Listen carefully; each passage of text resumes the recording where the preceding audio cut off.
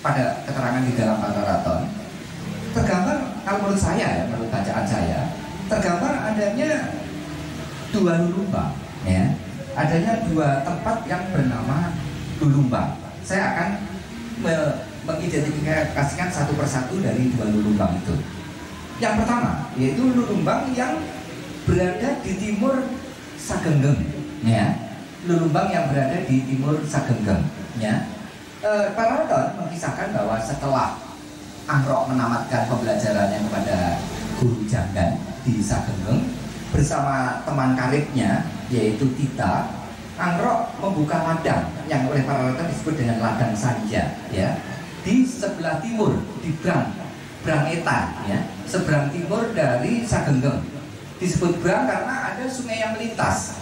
Sungai yang melintas itu adalah Brantas, yaitu kalau sekarang itu sungai yang mengalir ke arah selatan dari dari yang di situ kan ada jembatan, ya, jembatan apa itu Kedamaya itu, ya, ke arah selatan, ya. Jadi ini aliran sungainya itu dari utara menuju ke selatan sehingga ada seberang di barat dan seberang di timur. Nah, ladang Sanja yang dibuka bersama oleh Angrok dan Tita itu di seberang timur. Di seberang timur ini keduanya membuka ladang dan nyai ada dannya dan melakukan penghadangan terhadap orang yang lalu lalang, ya.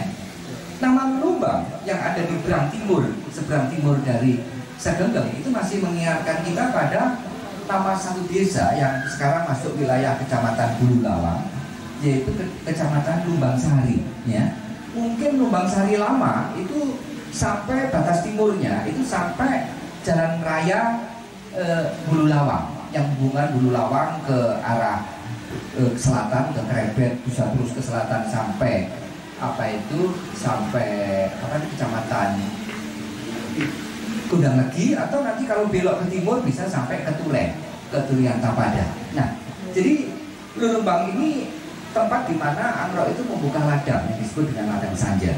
Yang kedua, Pararaton juga memberitakan tentang lulumbang yang dalam konteks ini ada di wilayah Bululawang, Kecamatan Bululawang sekarang itu dalam kaitan dengan Kupalot.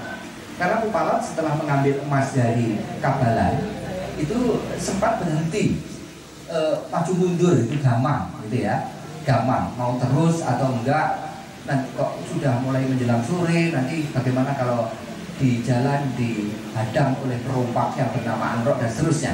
Dan Angrok pertama kali bertemu dengan dengan Kupalot itu di satu tempat yang disebut dengan nama Banjar Kocapet, ya, Banjar Kocapet. Jadi kata sebutan Banjar yang masih dikenal di Bali hingga sekarang, di Jawa itu juga ada. Karena itu banyak tempat di Jawa yang entah itu desa atau dusun namanya Banjar, Banjar Tengah, Banjar Arum, Banjar macam-macam. Itu mengingatkan kita saya kira pada apa yang sekarang di Bali disebut dengan Banjar, itu Banjar Kocapet. Banjar Kocapet itu mungkin semacam anak desa dari desa Lulumbang, tempat di mana Angrok itu bertemu dengan Kupalot itu. Mungkin ini kalau itu dusun, ya, dari desa Lulumbang itu Lulumbang Etan, ya, Lulumbang yang kalau Lumbangsari itu sekarang kan agak di barat, ya, agak di dekat ke arah Brantas itu. Ini yang Lulumbang Etan itu yang Banjar Kocapet itu. Nah, ini yang pertama, ya. Jadi tergambar bahwa Kupalot itu mau pulang ke rumah tinggal ke Mandalanya di Turian Tapada dan ketemu Angrok di Lulumbang. Jadi tergambar bahwa Lulumbang itu letaknya antara Kabalan, ya, Kabalan itu kalau kita lokasikan di Gedung Gandang, antara Kabalan dengan Turen, ya, antara Kabalan dengan Turen. Tentu ini lewat jalur timur, ya, tidak harus nyeberangi Kali Amprong. Kemarin dengan Pak Wido kita diskusi itu, jadi tidak dari Kabalan nyebrang Kali Amprong terus lewat Madiopuro terus nyebrang lagi, ya, lewat jembatan yang sekarang lagi dibangun itu, tidak seperti itu, ya, langsung lewat jalur timur aja, tembak ke timur lewat Lengkung dan seterusnya, itu sudah sampai ke Bululawang, ya, sampai ke Banjar Kocapet dan ketemunya di Banjar Kocapet itu. Nah, baik, kemudian apakah di mana lulumbang yang kedua? Nah, ini, ya, lulumbang yang kedua. Ada lulumbang kedua itu yang lokasinya di sub area barat Malang, atau bahkan kita juga bisa nyebutnya di sub area timur Kota Batu. Ya kalau dari Malang itu Pulau Malang, bukan Malang Pulau Malang. Tapi juga kita bisa kalau dilihat dari Batu itu Batu bagian timur. Nah, Lulumbang itu tidak jauh atau berdekatan dengan satu tempat yang dalam Pararaton itu disebut dengan Junwatu. Junwatu masih kita kenal hingga sekarang sebagai nama dusun dari suatu desa yang ada di wilayah Batu bagian timur. Desanya itu bernama Junrejo. Nah, jadi yang membedakan hanya Watu dan Rejo. Desanya itu menggunakan kata Rejo, dusunnya itu menggunakan nama Watu, unsur nama Watu. Dan Junrejo dan Junwatu itu sangat mungkin menunjuk pada tempat yang sama. Ya, artinya Junwatu itu berada di Junrejo. Bahkan dusun Junwatu masih ada di Junrejo hingga sekarang. Kemungkinan nama desa kunonya bukan Junrejo, karena desa-desa yang memiliki unsur nama Rejo itu kan banyak. Titik-titik Rejo, titik-titik itu nama-nama baru gitu ya. Setelah kemerdekaan, setelah rame wis reja-rejaning zaman itu menjadi desa dengan unsur sebutan Rejo itu. Nah, baik, kalau kita menyimak tentang pelarian Angrok, jadi ketika Angrok lari ya untuk melintas, kalau saya sebut lintas desa ya, jadi jajah desa, lintas desa itu untuk menghindari penangkapan dari prajurit prajurit Kadiri ya, prajurit Kadiri. Jadi pada konteks ini Kadiri itu langsung memerintahkan untuk mengerahkan pasukan untuk nangkap Angrok itu sebagai target operasi. Karena itu Angrok berpindah-pindah tempat. Nah, beberapa tempat yang menjadi tempat pelarian Angrok, rute pelarian Angrok itu antara lain disebut-sebut Angrok kemudian sampai ke ini saya potong aja, Kapundungan. Nah, setelah Kapundungan, Angrok kemudian ke Junwatu, ya. Junwatu sudah saya sebut tadi ya. Kemungkinan ada di Junrejo sekarang di Batu bagian timur. Nah, setelah dari Junwatu, Angrok itu kemudian ke tempat yang bernama Lulumbang, ya. Setelah dari Lulumbang, Angrok itu nanti kembali lagi ke Kapundungan. Tentu melewati Junwatu lagi ya. Untuk menuju Kapundungan itu melintasi Junwatu, karena sebelum ke Lulumbang itu Kapundungan, Junwatu, Lulumbang. Karena itu setelah dari Lulumbang menuju ke arah Kapundungan itu tentunya melewati Junwatu, atau kalau nggak pas di jalur yang lama itu ya bisa jalur Trabasan lah, tapi di area wilayah yang Junwatu. Nah, dengan demikian tergambar bahwa sangat mungkin bahwa Junwatu Lulumbang itu tidak terlalu jauh dari Junwatu, ya, tidak terlalu jauh dari Junwatu. Karena kalau betul perjalanan ulang-alik Junwatu Lulumbang Junwatu lagi dan terus lagi nanti ke Kapundungan, tentu daerah ini daerah yang tidak terlalu berjauhan. Mungkin juga kalau desa itu semacam desa yang bertetangga, ya, tombo desa, ya, tombo desa, sehingga toko ini dulu nggak ada ini naik, gitu ya. Nah, baik ya, jadi tidak terlalu berjauhan. Nah, saya akan melanjutkan tentang tentang Lulumbang tadi ya. Nah, mengapa memungkinkan untuk munculnya dua Lulumbang di satu tempat? Ya. Ini karena apa? Karena realitas geografis itu juga terbuka kemungkinan untuk bisa menghadirkan lebih dari satu Lulumbang. Kata Lulumbang itu berasal dari kata lumbang-lumbang, artinya tempat yang didapati beberapa lumbang di tempat yang sama, ya.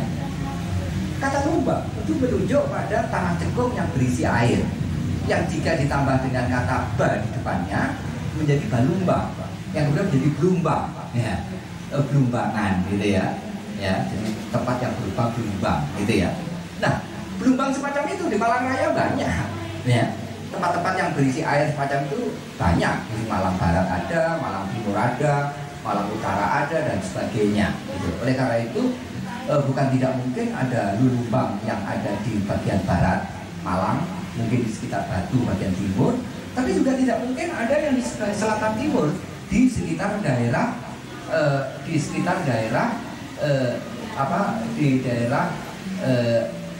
kecamatan apa tadi Kecamatan Hulu Lawang, yaitu yang mungkin menjadi Lumbang Sari sekarang. Nah, pertanyaannya sekarang, lalu Lulumbang yang mana kira-kira? Apakah Lulumbang yang ada di timur itu atau Lulumbang yang ada di barat? Baik, kita akan mencoba untuk memilih ya, untuk melokasikan di antara dua pertimbangan itu ya. Lulumbang itu Lulumbang yang mana? Informan tentang Pugandring yang tinggal di Lulumbang itu adalah Bangku Samaran. Dikatakan bahwa itu temannya. Nah, Bangku Samaran disebut-sebut di dalam Mararaton tinggal di Karuman, dan Karuman bisa dilokasikan karena masih ada jejaknya, yaitu di Trogomas. Oleh karena itu, nah pertanyaannya, kalau kita menghitung dari Karuman, yaitu di Trogomas, kemudian kita bandingkan jarak antara Karuman dengan Lumbang Sari yang ada di Hulu Lawang, dan Karuman dengan tempat yang tidak terlalu jauh dari Junwatu, yaitu Batu bagian timur, tentu ke arah barat itu lebih dekat daripada ke arah timur. Ke arah barat itu paling jaraknya hanya 3-4 kilo, ya tak? Nah, jadi Karuman, kemudian nanti lewat ya Landung Sari itu, kemudian Sengaling, Sengaling Mulon, Pendem. Nah, itu sudah tidak jauh dari Pendem. Itu kan paling hanya 3 kilo sampai 4 kilo. Tapi ke timur itu antara 10 sampai 15 gitu ya. Kalau tarik garis lurus betul itu ya bisa 10 kilo. Tapi kalau berkelok itu bisa lebih dari itu, bisa 15 kilo. Ya, jadi saya kira kita perlu mempertimbangkan itu. Siapa informannya? Kemudian kita perlu mengetahui berapa jarak antara Lumbang Timur dan Lumbang Kulon. Katakanlah begitu, kita sebut Kulon dan Timur saja. Ini yang pertama. Nah, yang kedua, pertimbangan yang kedua. Pertimbangan yang ketiga itu adalah pertimbangan tentang gandring. Ya. Gandring itu disebut-sebut sebagai orang yang piawi dalam membuat keris. Bahkan kepiawiannya itu tergambar pada honorific prefix, kata sandang yang disematkan untuk Pugandring, yaitu honorific prefix Bu, gitu ya. Nah, kalau kita berbicara masalah bahwa kepiawian seseorang itu memang bisa ya, itu merupakan kepiawian tiban, ya tiban, ya. Dukun aja ada dukun tiban, ya. Oh ini dukun tiban. Tapi bukan tidak mungkin bahwa kepiawian itu bukan serta merta, ujuk-ujuk, ya tiban. Tiban itu kan sangat istimewa ya, terpilih. Tapi kepiawian itu terbentuk karena ada proses regenerasi. Apalagi masa lampau, profesi seseorang itu seringkali merupakan kelanjutan, ya, ada keserupaan dari profesi ayahnya. Ayahnya memiliki keserupaan dengan profesi kakeknya, kakek buyutnya, dan seterusnya, sehingga tergambar semacam profesi itu menurun, gitu ya. Pandai hebat itu juga keturunannya pandai hebat. Seniman hebat itu bisa keturunan dari seniman hebat juga, gitu ya. Pak Wido itu anaknya ya dalang, karena Pak Wido seniman, gitu. Saya tidak tahu bagaimana kakek Pak Wido, gitu ya. Nah, memang setelah kemerdekaan itu profesi itu tidak selalu menurun ya. Anaknya petani sudah jadi tentara, anaknya petani sudah jadi guru, tapi dulu enggak. Guru itu ya orang tuanya sopo, ternyata orang tuanya ya priayi juga, gitu ya. Nah, jadi anaknya priayi jadi priayi misalnya. Nah, sekarang kan banyak yang profesinya itu kemudian berbeda dengan profesi leluhurnya. Nah, dekat itu. Kalau ada sumber data itu apa? Nah, ini yang patut untuk dipertimbangkan. Bapak Ibu dan saudara-saudara sekalian, saya mau tidak mau, ya ini mau tidak mau ya. Mau tidak mau harus mengungkap tentang data ya, tentang data prasasti. Nah, prasasti ini usianya lebih awal, ya kurang lebih 3 abad sebelumnya, yaitu prasasti Sangguran. Ini berangkat tahun 927 Masehi. Prasasti Sangguran dikeluarkan bersama dikeluarkan bersama oleh Pu Sendok beserta ayah mertuanya. Ketika itu yang menjadi raja itu ayah mertuanya, ya, yaitu Raja Wawa. Sendok itu menikah dengan anaknya Wawa yang bernama Ari Parameswari Pukebi, ya, Pukebi, bukan Pukebu ya, Pukebi, gitu ya. Nanti ada sebutan Kebu. di Pararaton itu buku hijau ya. Ini buku kebi ya. Itu disebut-sebut di dalam prasasti Jumbrang yang tahunnya 929 itu sebagai Ari Parameswari ya. Ari itu artinya adi. Jadi memang sebutan suami untuk istri itu adi ya, dik. Karena itu istri tidak dipanggil mbak, tapi dipanggil dik oleh suami, dan suami memanggil kak untuk istrinya. Nah, untuk suaminya. Nah, jadi dalam prasasti Samburan itu intinya disebutkan bahwa Raja Wawa beserta menantunya yang menjabat jabatannya tinggi. Ketika Wawa itu jabatannya sebagai Rakai Mantra Mahamantri Ihino. Karena Ihino berarti mengantongi tiket untuk menjadi pengganti. Dan memang betul, Wawa itu hanya memerintah 2 tahun. Setelah itu pemerintahan dioperkan kepada menantunya. Jadi Wawa itu seolah-olah hanya membuka jalan aja. Jadi meratakan jalan untuk anak menantunya itu, yaitu Pusendo. Oleh karena itu sejak tahun 929 yang berkuasa di Mataram, yang ibu kotanya sudah dipindahkan kan dari Jawa Tengah ke Jawa Timur, itu Pusendo, ya, Pusendo, ya, Pusendo. Ini yang menjadi orang pertama dari dinasti Mataram yang ada di Jawa Timur yang disebut dengan Iscara Wangsa itu ya. Nah itu. Nah, yang menjadi anugerah yang ada di prasasti apa? Menetapkan desa Sangguran, ya. Desanya bernama Sangguran. Menetapkan desa Sangguran sebagai perdikan, sebagai sima atau sebagai swatantra. Di mana Sangguran? Prasasti Sangguran itu ditemukan di Ngandar. Karena itu disebut-sebut sebagai prasasti Ngandar. Prasasti itu oleh Raffles dihadiahkan kepada bosnya, yaitu jenderal, ya, gubernur jenderal yang pada waktu itu menjabat atau bertempat itu ini mewakili kepentingan Inggris di Asia, ditempatkan di Kalkuta. Nah, bosnya itu, petinggi atasannya itu bernama Lord Minto, dan kemudian batu itu, prasasti yang dihadiahkan oleh Raffles kepada Minto itu kemudian mendapatkan sebutan Minto Stone. Stone itu artinya batu-batu Minto. Nah, setelah Minto berakhir jabatannya sebagai Gubjen, malahan ada yang katakan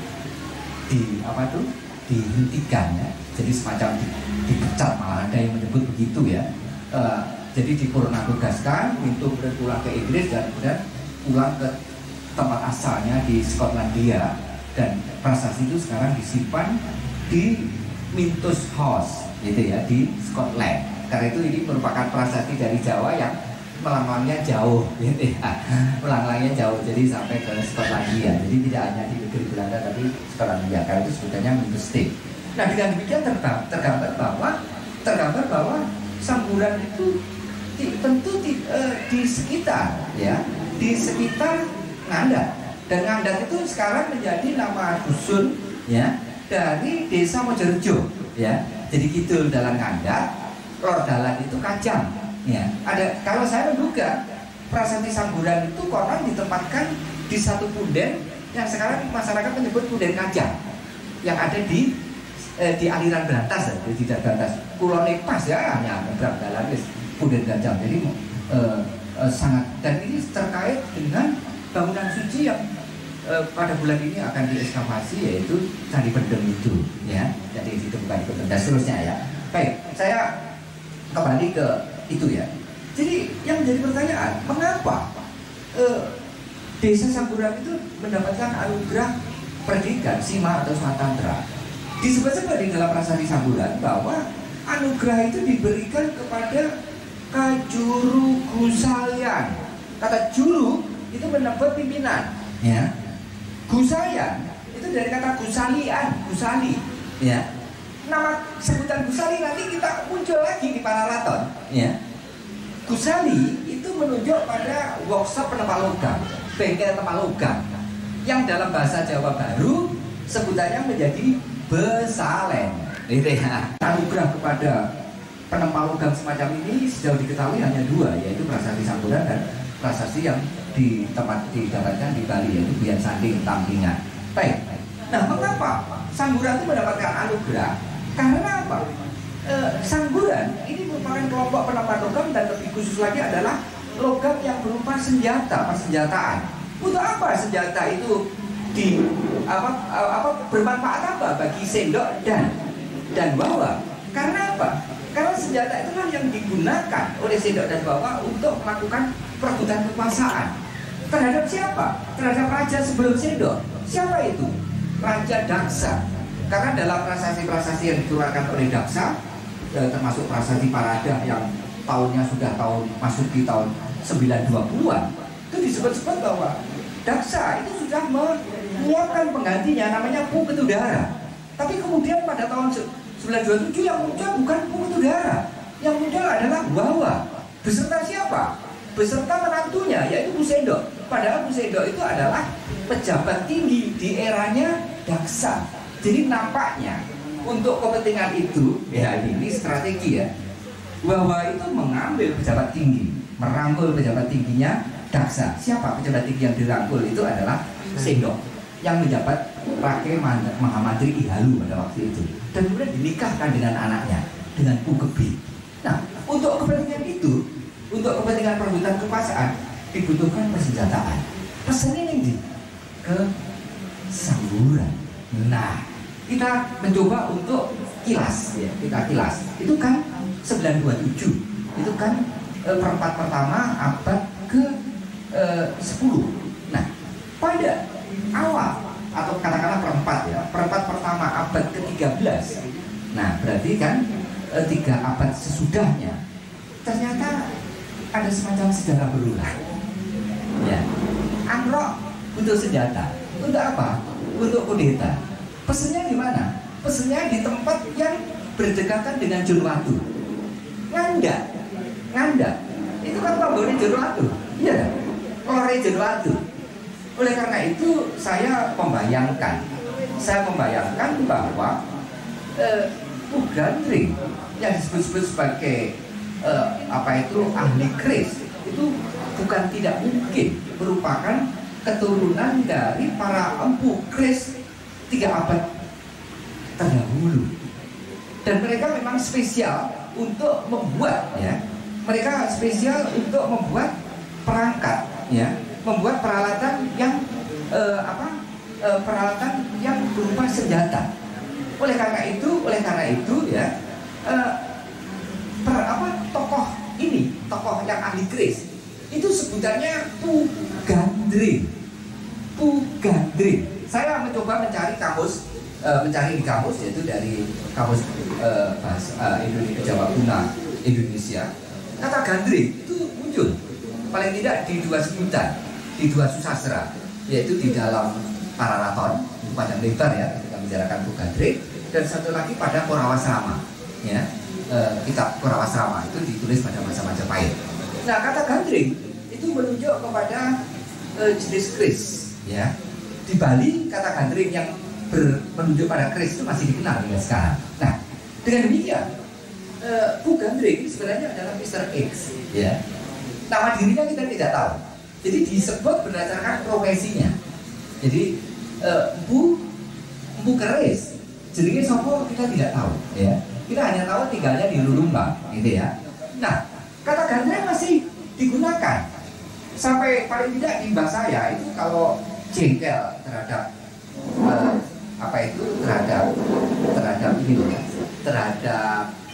ayam karena lutu dikarak gitu ya.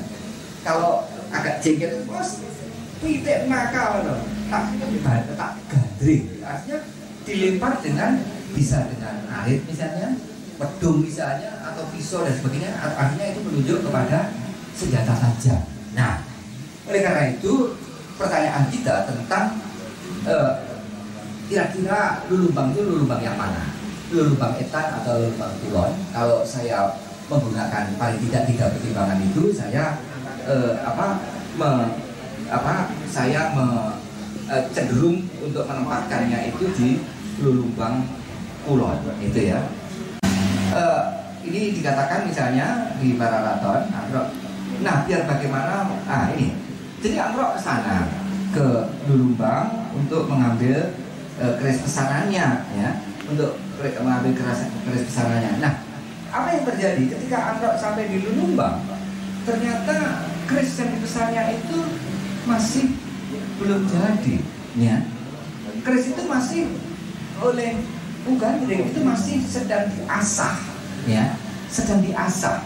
Istilah yang dipakai itu asah itu adalah gurinda, ya, yang sekarang grindo. Jadi ini kan seperti kikir, ya, dikikir gitu, ya, diasah, sedang diasah dan dipotong-potong. Saya tidak tahu diasah dan dipotong-potong. Apakah dipotong-potong itu dalam rangka mengambil bagian-bagian tertentu yang untuk menyempurnakan bentuk, tapi bukan dipotongi di patah-patah itu tidak. Jadi mungkin hanya untuk merapikan bentuk tertentu sesuai dengan bentuk yang diharapkan, ya, biasa dipotong dan seterusnya gitu, ya. Nah, jadi artinya bahwa Anggrok memang patok bangkrong itu 5 bulan, sampai-sampai mengatakan, nah biar bagaimana mengasahnya, katakan perlu lama untuk asah sehingga butuh 1 tahun. Nah, biar bagaimana mengasahnya, hanya saja hendak saya selesai dalam 5 bulan. Nah, jadi yang menjadi pertanyaan kita, kenapa Anggrok itu patok bangkrong itu 5 bulan? Ada apa di balik 5 bulan? Konteksnya itu kan konteks kudeta, ya. Kalau hanya untuk membunuh Tunggal Wetung agar bisa mengambil Jedes, nggak perlu hitung-hitungan 5 bulan itu. Kalau perlu ya 2 bulan, 3 bulan, lebih cepat lebih baik. Tapi ini 5, tapi jangan sampai lebih dari itu. Tentu ini adalah limit waktu dalam kaitan dengan, ya, dalam kaitan dengan perebutan kekuasaan. Perebutan kekuasaan itu kalau terlalu cepat itu ya prematur, bisa gagal. Kita masih ingat peristiwa 65 September itu, 30 September itu dikatakan sebagai kudeta yang prematur, ya, prematur. Tapi kalau terlalu lambat itu tergulung, gitu ya, keburuan kegulung. Bahkan yang sudah diancangkan di hari H, kalau perlu itu dipercepat. Kalau nggak dipercepat, terus keburu kegulung. Jadi mungkin pertimbangan untung pada waktu itu dipercepat saja, kalau enggak kegulung itu, ya. Kegulung itu karena itu untuk segera bertindak. Tapi juga belum sempurna, gerakan itu belum betul-betul matang gitu. Tapi sudah dilakukan. Nah, baik. Jadi pengambilan pesanan. Jadi para raton mengatakan bahwa ia Anggrok ingat kepada perjanjiannya bahwa ia menyuruh pembuat keris kepada Gandring, pergilah dia ke Lulumbang bertemu dengan Gandring yang sedang mengasah istilahnya gurinda, ya, anggurinda dari kata gurinda kemudian jadi grinda atau grindo, dan memotong-motong keris pesanan Ken Anggrok. Memotong-motong itu diistilahi dengan animigasi papa lampahanira Ken Anggrok keris. Jadi memotong-motong keris pesanan Ken Anggrok. Kemudian Anggrok bertanya kepada Gandring, manakah pesanan hamba kepada Gandring? Jawab Gandring, yang sedang saya asah ini Buyung Anggrok. Ya, ini keris ini yang sedang diasah. Artinya keris itu belum finish, masih dalam proses pemburindaan, pengasahan gitu, pengasahan. Nah, inilah yang kemudian kalau di para raton itu dikatakan bahwa inilah yang membuat Anggrok itu menjadi panas hati, ya.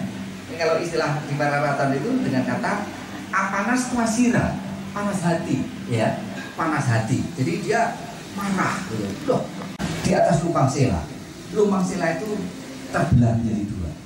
Wah, ini kan luar biasa, ya. Ini keterangan para raton, ya, percaya atau tidak, para raton menyebutnya seperti itu, ya. Saya tidak menambahi. Kemudian selanjutnya lagi, gitu. Lumbang Sela berbelah menjadi 2. Kemudian diletakkan pada landasan tempat. Itu istilah yang digunakan adalah paparonira. Ini dari kata paron. Jadi pelandas tempat itu namanya paron. Sampai sekarang masih disebut paron. Jadi papak palu ning pande gitu. Jadi alas tempatnya itu penempatnya adalah palu, dan alas tempatnya itu namanya paron. Sampai dulu pun juga disebut paron. Sekarang masih disebut paron. Diletakkan di atas paron. Juga ini berbelah menjadi 2. Gitu. Padahal paron itu kan keras, ya. Wong yang ditempa itu kan logam. gitu ya, dan menggunakan hammer yang besar itu ketika ditempatkan itu sampai belah menjadi dua. Ini menggambarkan tentang apa yang disebut keris yang berioni itu ya, berioni itu. Nah, ini yang menarik perhatian kita. Jadi Bu Gandring akhirnya tewas oleh keris buatannya. Inilah yang dalam pepatah Jawa itu disebut senjata makan tuan, ya, bukan tuan makan senjata, ya, gitu ya, senjata makan tuan. Jadi Bu Gandring tewas karena keris buatannya sendiri lewat tangannya Angrok. Apa yang terjadi? Setelah peristiwa itu Angrok menyesal.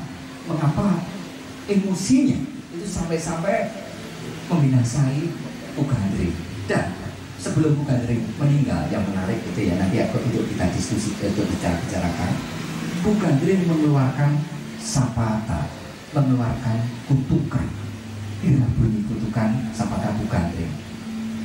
Buyung Angrok, kelak kamu akan mati oleh keris itu. Anak cucumu akan mati karena keris itu juga. 7 orang raja akan mati karena keris itu. Ya. Dalam teksnya disebut Ki Angrok kang amateni ring tembe keris iku. Ya, Ki Angrok kang amateni ring tembe keris itu, keris iku. Anak putra Hira mati dene keris iku. Oleh Ratu Papitu tembe keris iku amateni. Nah, ini kutuk dari Bu Gandring. Ya. Yang menarik perhatian kita adalah kata Ratu Papitu tembe keris iku amateni. Jadi keris itu memakan 7 orang raja. Kalau kita nanti perhatikan di Korea Karaton, siapa yang kemudian tewas karena keris Bu Gandring? Pertama yang tewas adalah Gandring sendiri, ya, sebagai penempat. Tapi bukan ratu, ya. Apakah itu masuk 7 tadi yang disebut ratu ibu tadi, Ratu Papitu itu? Kemudian yang kedua adalah Tunggulametung, ya, Tunggulametung yang meninggal ditusuk keris oleh Angrok sebenarnya, tapi yang menjadi kambing hitam, ya, kebu hitam, ya, kebu hijau pada dari kebu hitam, gitu ya.